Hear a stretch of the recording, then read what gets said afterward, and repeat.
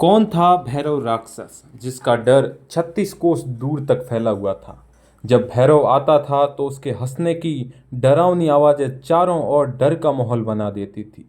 भैरव राक्षस जब चलता था तो धरती गूंज उठती थी। उसका प्रकोप इतना था कि वह मनुष्य को कोसों दूर से सूंघ लेता था और भैरव राक्षस मनुष्य और जानवरों को मार के खाता था। उसके आतंक से परेशान होकर पोकरण सामंत अजमल जी भगवान द्वारकाधीश के पास जाते हैं और जलमग्न द्वारका नगरी से भगवान श्री कृष्ण उन्हें अपने गांव में अवतरित होने का वरदान देते हैं। तो दोस्तों, कैसे बना एक बढ़िया राक्षस, इसके पीछे की कहानी आपको बताएंगे, तो जुड़े रहिए इस वीडियो में। मरु क्षेत्र में भैरव नाम की जो विख्यात कथा है, जिसने सांतल में नगर उजाड़ा, उसके भय से पश्चिम मरु क्षेत्र वीरान हो गया था। मानव जाति का हत्यारा जिसने कितने गांव उजाड़ दिए, कितनों के प्राण हर लिए। जी हाँ भक्तों, कहा जाता है कि शुभ कर्म करने पर मानव देवता की तरह वंदनीय बन जाता है और नीच कर्म करने पर उसे राक्षस कह के पुकारा जाता है। जैसे रावण ऊंचे कुल में जन्म लेकर भी सीता हरण के कारण समाज में निंदनीय बना, उसी प्रकार भैरव राक्षस, भैरवनाथ जो एक बनिया था, गलत बुरे कर्म करके राक्षस बना। जी हाँ भक्तों, मरु क्षेत्र के नगर सांतलमेर अर्थात पोकरण, और पोकरण का प्राचीन नाम है सांतलमेर के सिद्ध श्री बालीनाथ जी, जो योग विद्या के विशेषज्ञ थे, जिनके दर्शन को अनेक ज्ञानी गुणीजन ऊंचे शैल पर बनी कुटिया में आते थे।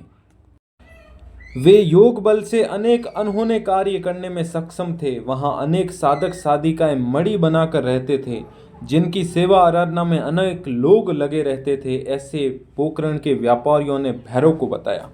जब व्यापारी भैरवदास ने जनमुख से ऐसी बात सुनी तो हर्षित हो दर्शन करने, चरण छूने की इच्छाएं बनाए पहुंचा।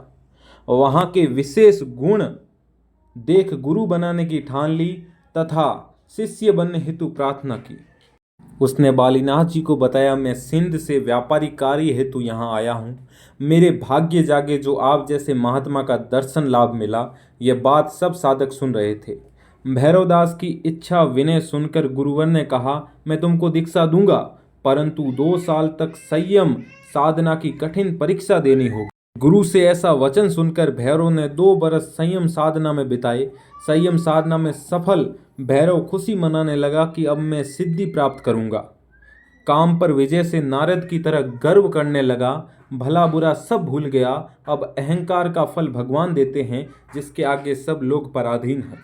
मन की सोची कोई भाग्यशाली की पूरी होती है। विधाता का खेल कोई समझ नहीं पाता। भैरव गर्वित होकर आकर बालीनाथ जी को मैं कामजीत हो गया ऐसा बताने लगा। सुनकर बालीनाथ जी प्रसन्न हुए और कहने लगे, कल प्रातः साधिकाओं के स्नान के बाद तुम तालाब पर स्नान करके आना। ऐसा भैरवदास को कहा। भविष्य की कल्पना में डूबा कि मैं अब बड़ा सिद्ध हो जाऊंगा। ऐसे सोचते रात भर ठीक से सो नहीं पाया। प्रातः मुर्गे का शोर सुनकर जागा। अंधेरा रहते नित्य कार्य से निवृत्त हो तालाब पहुंचा, जहां सभी साधिकाएं स्नान कर रही थी। उसके प्रातः उषा की लाली में नहाते बदन को देख कामाद हो सारा ध्यान ज्ञान बिसार दिया। वह भैरव झाड़ी की आड़ में खड़ा कुटिलता रचने लगा। विनाश काल में विवेक साथ छोड़ देता है। सब साधिकाएं चली गई, एक पीछे रही नहाकर जाने लगी। अकेली देख भैरव वहां आया।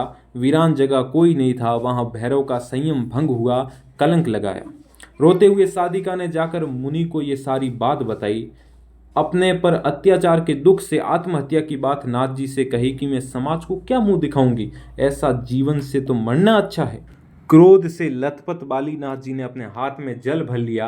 अपनी सिद्धि शक्ति से उस पर मंत्र पढ़ा और साफ शक्ति उसमें डाली और वह मंत्रित जल भैरव पर फेंक दिया और क्रोध भरे ऐसे बोले कि अपने किए का फल पाओ, तुम राक्षस बन जाओ।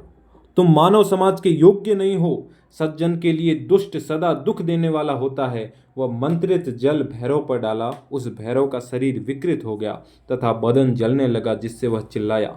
त्राही त्राही करता भैरव मुनि के चरण पकड़कर क्षमा की भीख मांगने लगा। सिर रगड़ने लगा। रोते हुए बोला, हे मुनिवर, अब कल्याण कैसे होगा मेरा। बालीनाथ जी बोले, हे भैरव, अब मेरा दिया साप तो पलटेगा नहीं, पर मेरा ही कोई शिष्य तेरा उद्धार करेगा। परमात्मा की रचना बड़ी विलक्षण है, जिसका कोई अंत नहीं ले सकता। चाहे कितना ही यत्न करो प्रयास में मर जाएंगे, पर ईश्वर का खेल पकड़ से बाहर है।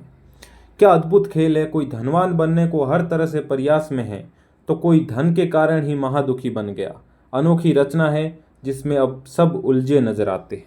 बालीनाथ जी ने कहा, हे भैरव, तुम पोकरण की हद में रहो, इससे बाहर निकले तो स्वतः ही तुम जल जाओगे।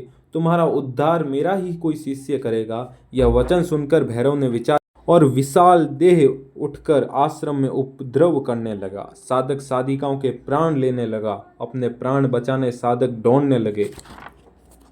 सारे आश्रम में त्राही त्राही मच गई।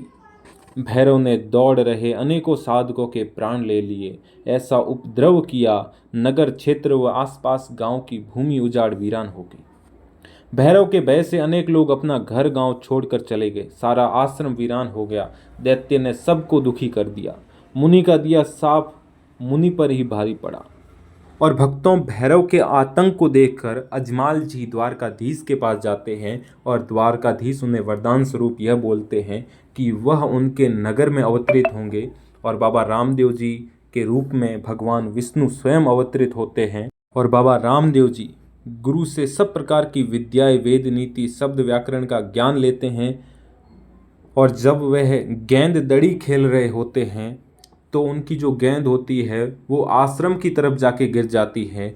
और उस समय आश्रम में बालीनाथ जी तपस्या कर रहे होते हैं और बाबा रामदेव जी गेंद लेने जाते हैं तो उनके सब साथी, दोस्त, यार उनको बोलते हैं कि आप गेंद लेने मत जाओ, यहाँ भैरव राक्षस घूमता है। लेकिन बाबा रामदेव जी वहाँ गेंद लेने जाते हैं।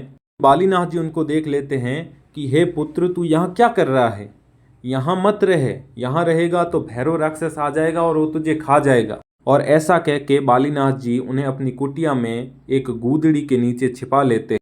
जब भैरव राक्षस आता है तो वो देखता है कि आश्रम से किसी मानस्य की सुगंध आ रही है। तब भैरव चिल्लाता है, चीखता है और जोर जोर से हंसता है और बालीनाथ जी को कहता है कि तूने कहाँ छिपा रखा है, तेरे आश्रम से मानस्य की सुगंध आ रही है। बालीनाथ जी बोलते हैं कि यहाँ पर कोई मनुष्य नहीं है, तू यहाँ से चला जा। लेकिन भैरव यह सुनकर बालीनाथ जी की कुटिया में घुस जाता है और वह देखता है कि रामदेव जी स्वयं गूदड़ी के नीचे सो रहे थे और वह गूदड़ी को खींचता है। बाबा रामदेव जी स्वयं भगवान द्वारकाधीश के अवतार थे और उनके पर्चे स्वरूप जो गूदड़ी होती है वो इतनी लंबी बढ़ जाती है कि भैरव खींचते खींचते थक जाता है। और जब गूदड़ी समाप्त होती है तब बाबा रामदेव जी का जो चमत्कारिक जो ऑरा होता है, जो ऊर्जा होती है, उसको देख के भैरव राक्षस वहाँ से डर के भाग जाता है। बाबा रामदेव जी अपने नीले घोड़े पे अस्वार होकर उसका पीछा करते हैं और जब वो कैलाश टेकरी के ऊपर चढ़ता है तो बाबा रामदेव जी अपने घोड़े से वहाँ चढ़ते हैं और उसको वहाँ पे रोकते हैं और भाला उसके शरीर में घोंप देते हैं। तब भैरव राक्षस बोलता है कि हे भगवान, हे बाबा रामदेव जी, मैं रोज इतने मनुष्यों को खाता हूँ और मेरी भूख नहीं मिटती है, तो मैं भूखा कैसे रहूँगा। तब बाबा रामदेव जी वरदान स्वरूप ये बोलते हैं कि यदि मेरे भादवा बीज को 1,00,000 श्रद्धालुओं से ज़्यादा लोग इकट्ठा हुए तो उनमें से एक व्यक्ति तेरा शिकार होगा और बाकी 11 मास तू उपवास रखेगा।